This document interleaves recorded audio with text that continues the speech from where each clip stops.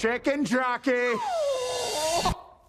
Those two little words sending teenage fans of a Minecraft movie into a frenzy. Screaming, popcorn throwing, soda flying through the air. The manager called us and said, there is lotion squirted all over the place. There's a row of seats that have been pulled out of the floor.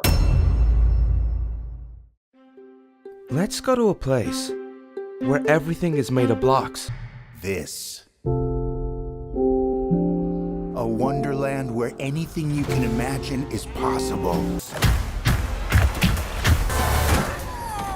Your head is huge. What's this junk? An ender pearl. Teleports you to wherever you throw it.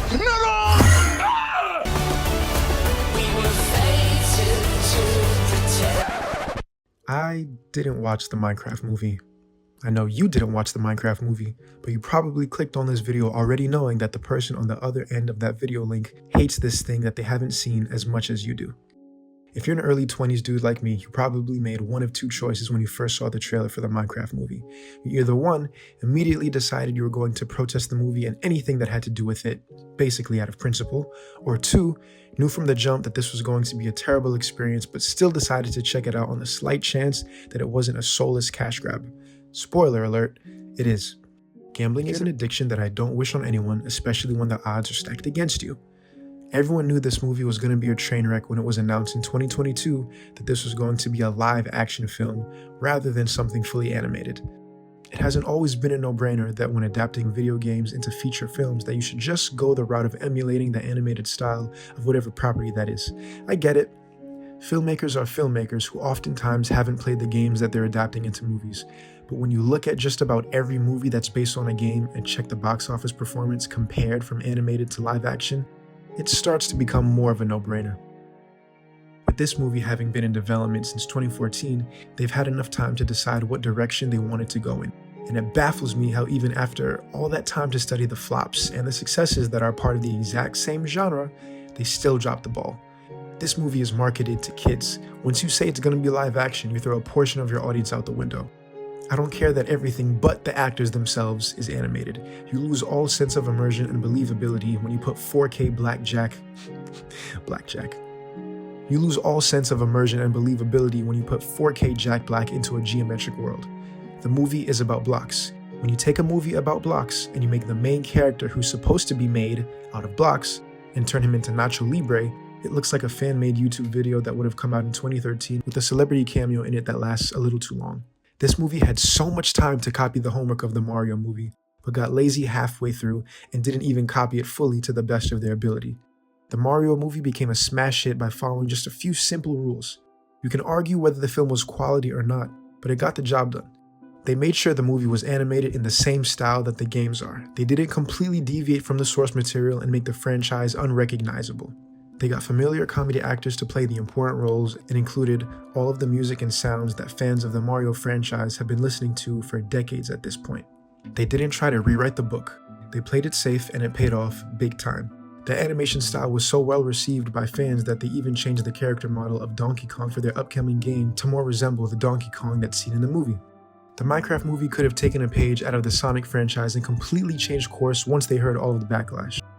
The horror of what would have happened if they decided to delay the movie, get rid of all of the live action scenes, and make the characters actually look like the shape and dimensions of Steve.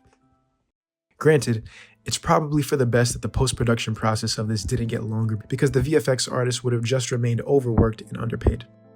After the Sonic trailer was laughed out of the room, they gave him a makeover. 5 years later, they're working on the 4th installment of the franchise. Just a little side note, I haven't seen any of the Sonic films. They look ridiculous to me. I like Jim Carrey, but I'm not wasting my time with that garbage. I like my Jim Carrey with some hair, thanks. I'm not sure why this movie was made only to appeal to children. Regardless of how the film is made or marketed, children are going to want to see it just because it's Minecraft. These huge franchise movies that are based on IPs with pre-existing fan bases basically make themselves at this point. It seems you have to actually go out of your way to mess something up like this. I can understand how children are going to be the biggest market, but if they tried to make it appealing to all of the people in their 20s and 30s that grew up actually playing this game even just a little bit, they could have increased their box office expectations that much more. Nobody had high expectations for this thing. everyone was at least slightly intrigued and willing to give it a shot until the trailer came out. Maybe they would actually tell an interesting story utilizing the literally infinite backdrop that the Minecraft world has to offer. Maybe there would actually be some heartfelt moments sprinkled somewhere in it to make it all worthwhile to the millions of fans who may not play Minecraft anymore, but still reminisce about simpler times playing MC with their friends. This could just as much have been a lighthearted movie that easily appeals to children, while also being a love letter to the people who have enjoyed this game for almost 15 years. Pixar does a great job at making movies that appeal to children as well as adults simultaneously, and even more so, those initial children that viewed that Pixar movie the first time they saw it continue to enjoy it years and even decades later. I'm not comparing the Minecraft movie to anything made by Pixar because that's a very high bar to clear, and Pixar hasn't cleared their own bar set by themselves for many years at this point. But that's another topic. If you've watched any fan-made Minecraft movies, whether they're done in live action or completely within the actual game, there are so many different genres that people have chosen to do. There are romance films, drama films, action films, horror films, mystery films, and adventure films. They could have gone in any direction and made something that was captivating in the essence of the original game. What made the idea of this movie so intriguing were the possibilities of what kind of story they wanted to tell. The world of Minecraft allows you to tell almost any. Instead, they stole the plot of Jumanji with normal everyday people accidentally being transported into this world as they try to navigate their way back home. Like really, how many times has this plot been done before? I'm not seeing this movie because it insults my intelligence. I don't want to sound like a Minecraft purist, but I'm a Minecraft purist. I first played the game over a decade ago and fell in love with the immense freedom that it offered me. I was able to make the story of the game whatever I wanted it to be, and my experience was limited only by how far my imagination could stretch, providing me endless hours of entertainment as a child. I refuse to let those experiences be tainted and turned into incentive to see a film that doesn't even try to emulate the experience of what it's like to actually play the game. Now, I'm sure Warner Brothers doesn't care about the people that will express the same sentiment as I do here.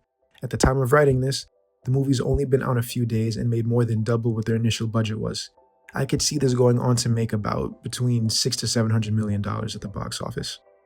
And all that will mean to the studio heads is that enough people went to see it that it immediately warrants a sequel. And if you're a Minecraft fan that went to see this movie and loved it or hated it, I can't blame you for going to see it. The title alone is enough nostalgia bait to coerce thousands of people into seeing this muddly Mojang mess of a green screen. It just wasn't enough to get me to the theater.